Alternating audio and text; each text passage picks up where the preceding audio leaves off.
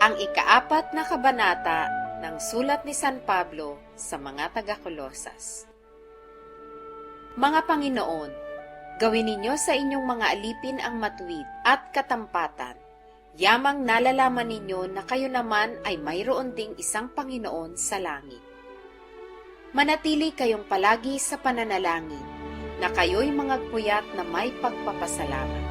Na tuloy idalangin din ninyo kami, na buksan sa amin ng Diyos ang pinto sa salita, upang aming salitain ang hiwaga ni Kristo, na dahil din dito'y may mga tanikala ako, upang ito'y aking maihayag, gaya ng aking nararapat na salitain.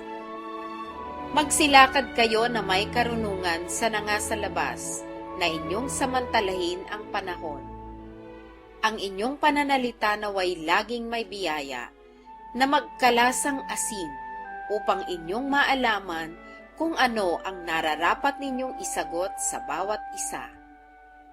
Ang lahat ng mga bagay ukol sa akin ay ipatatalasta sa inyo ni Tikiko, na minamahal na kapatid at tapat na ministro, at kasamang lingkod sa Panginoon, na siyang aking sinugo sa inyo sa bagay na ito, upang maalaman ninyo ang aming kalagayan, at upang kanyang aliwin ang inyong mga puso. Nakasama ni Onesimo, tapat at minamahal na kapatid, na siya'y isa sa inyo. Sila ang magpapatalasta sa inyo ng lahat ng mga bagay na nangyayari dini. Binabati kayo ni Aristarco, na kasama ko sa bilangguan, at ni Marcos na pinsa ni Bernabe. Tungkol sa kanya'y tinanggap na ninyo ang mga utos. Kung paririyan siya sa inyo, ay inyong tanggapin. At si Jesus na tinatawag na husto, na pawang sa pagtutuli.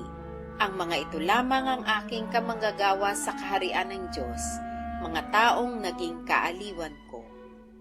Binabati kayo ni Epafras, na isa sa inyo, na lingkod ni Kristo Jesus, na siyang laging nagsisikap dahil sa inyo sa kanyang pananalangin, upang kayo'y magsitatag na mga sakdal at lubos na tiwasay sa lahat na kalooban ng Diyos. Sapagkat siya'y binibigyan kong patotoo na siya'y totoong nagpapagal sa inyo, at sa nangasa Laodicea, at sa nangasa Hierapolis. Binabati kayo ni Lucas, ang minamahal na manggagamot, at ni Demas. Batiin ninyo ang mga kapatid na nangasa Laodicea, at si Nymphas, at ang iglesyang nasa kanilang bahay. At pagkabasa ng sulat na ito sa inyo, ay ipabasa naman ninyo sa iglesia ng mga taga-Laodicea, at basahin naman ninyo ang sulat na mula sa Laodicea. At sabihin ninyo kay Arkipo, ingatan mong tuparin ang ministeryo na tinanggap mo sa Panginoon. Ang bating sinulat ng aking sariling kamay, akong si Pablo. Alalahanin ninyo ang aking mga tanikala.